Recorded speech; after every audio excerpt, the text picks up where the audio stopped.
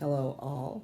This video is going to go with my last posting on makerspaces.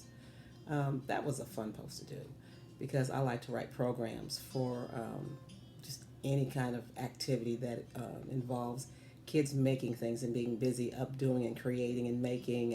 And I always tell them it doesn't have to look like the example. This is your piece, this is your work. You're going to take it home, to show to your family. They don't want to see what I made, they want to see what you made. So it's always fun to see kids engaged and involved and just learning and using their hands and being excited about the process. And so what I have here today, another thing that I like to do, because I did include two books on jewelry making. One was on hemp jewelry, using cords to do square knots to tie up with beads, or you can just make little friendship bracelets with it. And I also included a book called Beading for the First Time, which some of the stuff was kind of involved the weaving. Bead weaving is not, I wouldn't say it's easy because seed beads are so small and the stitching is such fine work and you get eye strain after a while. But the other projects were very easy for, say, a 7, 8 year old or up to a teenager could do. I think that book might have been a YA book, but there are projects in there that I know, stringing beads, at 5 year old could do that. So what I'm going to show you today is some real quick projects. I have one, I'm going to make a pair of earrings right in front of your very eyes. And I also plan to make a bracelet. So I'm going to show you some quick tools. These are called flush cutters. Flush because they're flat on the back and it gets right up against whatever you're cutting. So these are cutters. You always want to have a good pair of sharp cutters when you're doing anything. And these are called rosary pliers. There's that bright light above me, so I hope you can see what I'm showing you. These are rosary cutters, or rosary pliers. And so the nuns would use these to make rosaries, as I understand. And so this has a cutter already made onto it, this little flat part right here.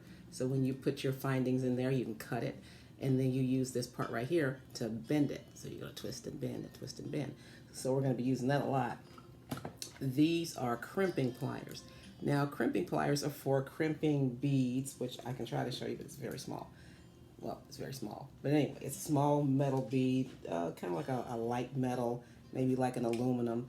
But you use those whenever I make my stretchy bracelets. Let's see if I can find one right here. Well, the one I'm wearing. So like when I would make a bracelet like this, I made out of elastic stretchy cord.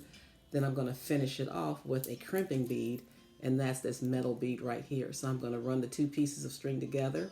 I'm going to squeeze that bead with these pliers, crimp it. I'm going to crimp it with these pliers, and that holds it together, and it's nice and strong. And you put it on, take it off, put it on, take it off, and you don't have to worry about it falling apart until the string eventually does get old, but that's years and depends on how much you wear it. So real quick, let's go ahead and make something.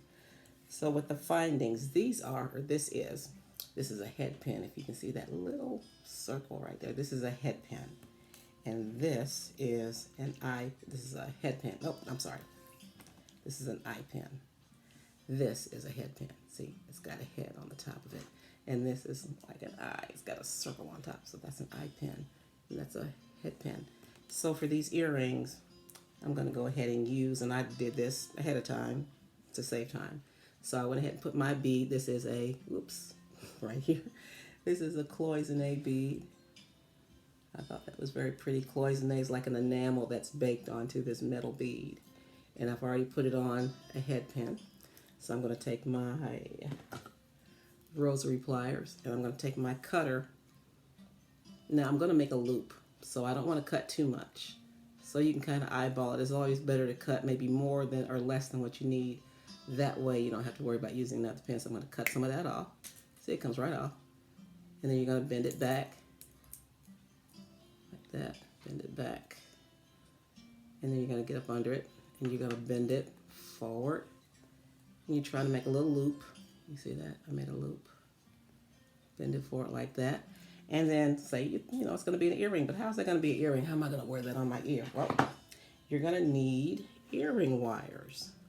And you can get these in a bag of, 40, 50, depending on what kind you want. If you want sterling silver, if you have, if you can't stand certain kind of metals, then of course you're going to have to upgrade. And they don't usually sell like silver. If you get like pure silver, you're not going to get like 50 of those in a pack. You're probably going to have to, spend a little bit for individual ones. But This is, it's got nickel in it, so if you're not allergic to nickel, then you're fine with the kind that you can get in any craft store. So I'm going to take this loop, if you can notice, and sometimes it's helpful to hold it with a pair of pliers so you can kind of see it. So I'm going to take the loop that's on my pin here, and I'm going to put that up under there. I'm going to take this like this and close it up. And there's my first earring. I'm going to make another one. I've already put the pin through it. I'll take my trusty cutters. Gonna nip that off. Bend it back. Bend it forward. Wrap it around. Hope you can see what I'm doing. And then I need my other earring wire. Let's see, there it is right there. And it's handy to pick things up with pliers if your fingers get in the way. Loop that onto there. Grab that. Twist it over. And now I've got a pair of earrings. And I'm ready to go to the craft fair. I'm going to stick it on this little card, this little back here. And I'm off to the craft fair with my first pair of earrings that I've just made. Bam! There you go. Earrings. Okay, so let's see what we got. 6 minutes. Okay, we don't want to take too long. So, to make my stretchy bracelets, like I say, I always use, the elastic string. And this is the brand that I use. It's called Stretch Magic. Okay, so can't make the video too long, but of course, if I'm working with kids, they might say, "Oh, Miss Coleman, these earrings are nice, but this is something I'd give to my grandma I wouldn't wear." Well, for the younger kids, you want to find some fun, bright colors. Like these are wooden beads, very fun, bright colors, or something like this that might appeal to a younger crowd. And there's also, this is called memory wire. It comes in a coil, and you can open it up and it goes right back into shape. So it's really easy to put on, and it's really easy to take off. See? Take it off just like that. And let's see. These are my gemstone beads. And to make a bracelet, it's real simple. All you're going to do is take your string. And this tray, I want to show you this tray. This tray has measurements on it. This is a bead tray. It's got compartments for all of my different beads that I want to use. It's got smaller compartments that I would put like my tiny beads, like my, can you see that? That's my crimping bead. That's too small. You can't see it down there. But I'm going to use a bead tray whenever I'm stringing beads. Now this is a small tray, so this is great for bracelets and earrings. If I was going to do a necklace, I have a bigger bead tray. That's about 24 inches. So if you're going to make a necklace, you want a bigger bead tray so you have more room to put things on. So you get your string, and I'm going to use these cutters only because I can't find a pair of scissors in this house. And so I'm going to use my flush cutters, and I'm going to cut my string. And I kind of eyeballed that, but it's always best to cut more than what you need. That way you don't wind up being short and then you've got to start all over again. So I'm going to use these beads here. I tried to find something that was kind of fun and sparkly. I like things that sparkle. And so you just start stringing. Again, this is an activity anyone can do. And little kids love to string beads. We used to string beads when I worked in developmental preschool. We would have the kids string beads. It was just like something they would do to practice with their motor skills. So stringing beads is always fun. It can be relaxing. And you just pick out some fun colors, just things that you like. And if you're trying to find something for us, like I've got this outfit, and it's like, oh, I don't have anything to wear with it. And you start just go through your bead boxes and see what you can find.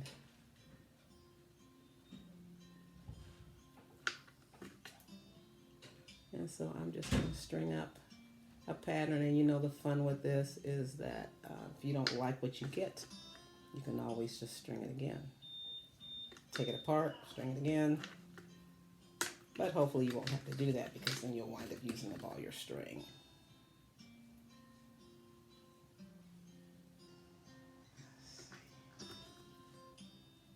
And I thought this was fun and sparkly. Now, normally I'm working at my desk, my craft table, where I have lots of light. It's kind of hard to see over here. If I turn on one more light, you won't see me. see. So I'm creating this pattern where I use 2 of the pink beads and then 1 of the crystal beads. Let's see.